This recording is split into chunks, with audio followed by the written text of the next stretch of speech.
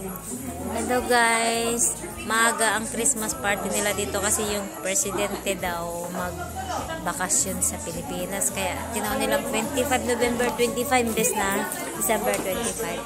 Ayan po.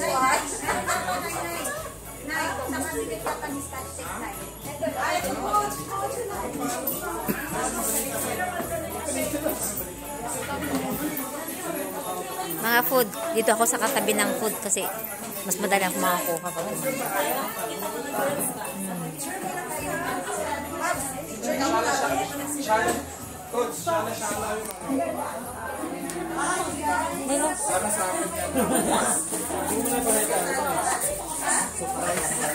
Grabe surprise na yan.